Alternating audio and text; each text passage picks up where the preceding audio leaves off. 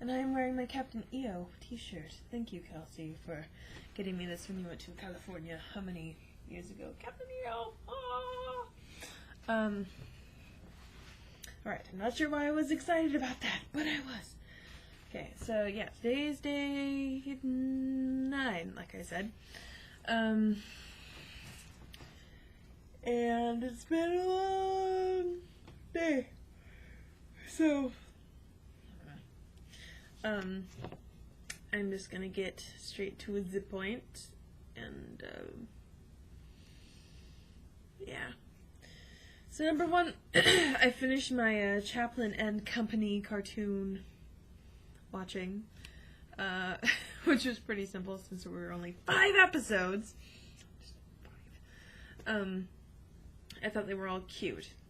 So I'm happy that I ended up actually watching something on Netflix. I'm still on my Doctor Who kick, and I stopped watching it for a little while only because I don't want to try to watch it when I'm taking summer classes. It's just a little bit too frustrating, and I'm probably going to get to the point where I just want to stay home and watch Doctor Who and not go to class.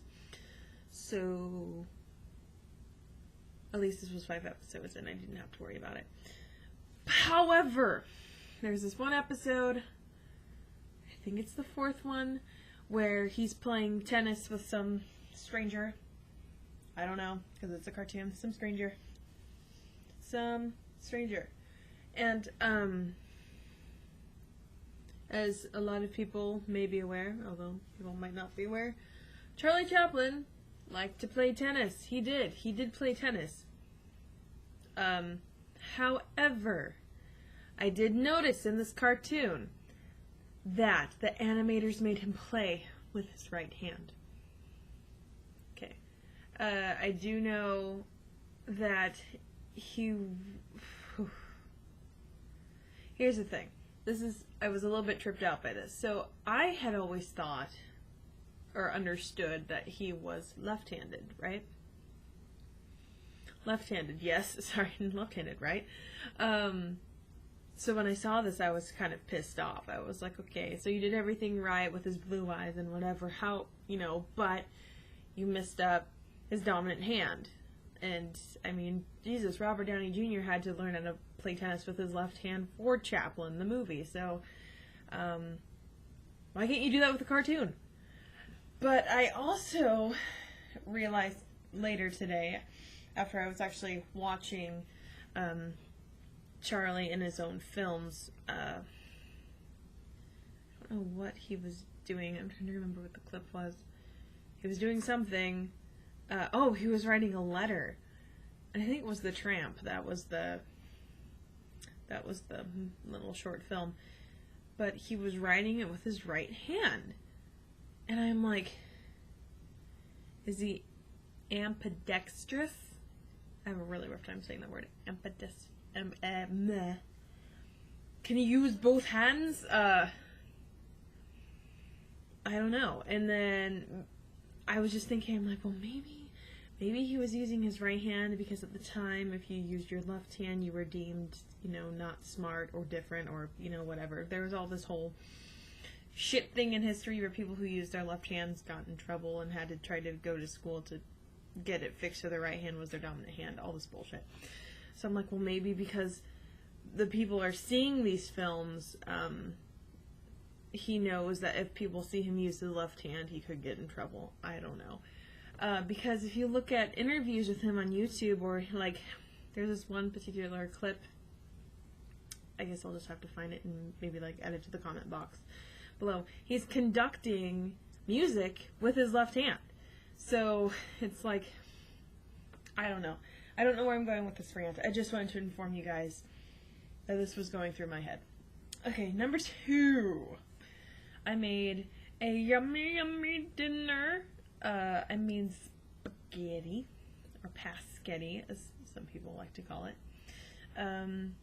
with my ground turkey. And I like cooking. I do. It's fun. I like creating. Overall, I'm a very creative person. I just like to create things, even if it's food. So I have fun just adding spices or other ingredients to make something new. But I don't make spaghetti all that often. I mean, I know how to make it, but it's not one of my favorite things to make.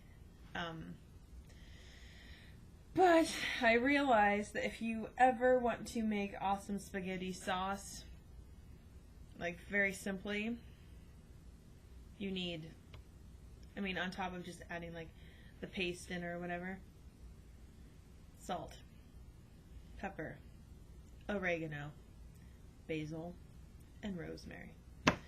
Add all that in, mix it up.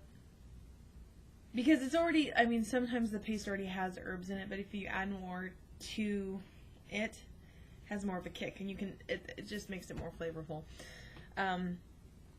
And oregano and basil and rosemary have health benefits.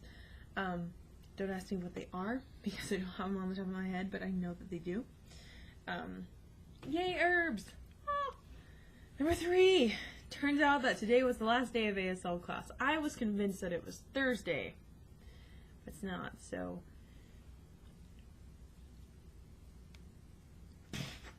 Yay!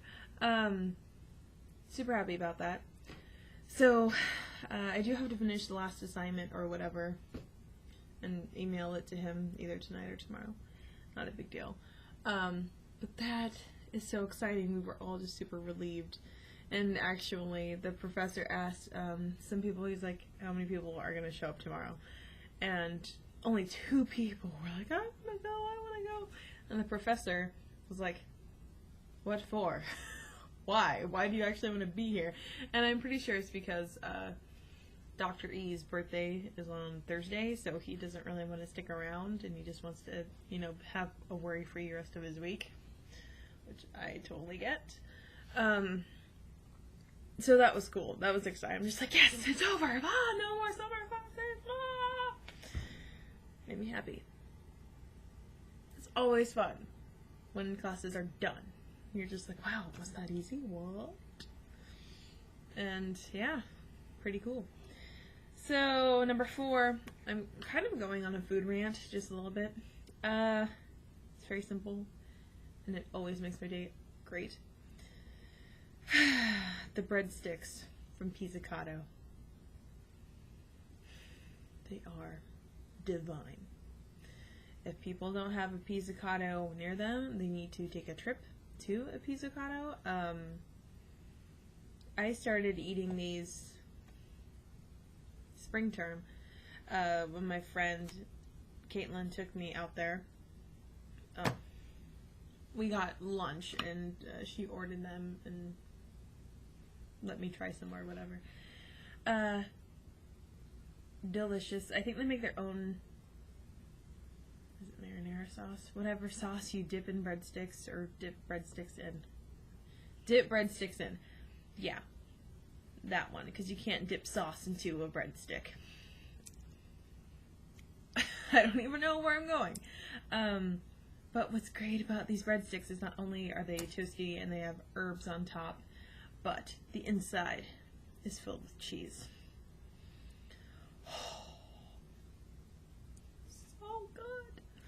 So whenever my friends who aren't here and are elsewhere ever come into town for a period of time, I'm taking them out so they can try this delicious breadsticky goodness. And then number 5.